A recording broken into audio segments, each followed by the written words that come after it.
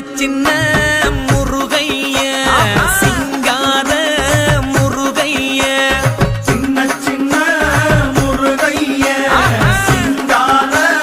முருகைய கொஞ்சி கொஞ்சி தமிழ் பேசும் செந்தில் பட்டி வேலனவ கொஞ்சி கொஞ்சி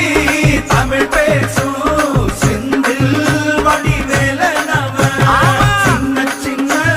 முருகைய சிங்கார முருகைய கொஞ்சி கொஞ்சி தமிழ் பேசும் செந்தில்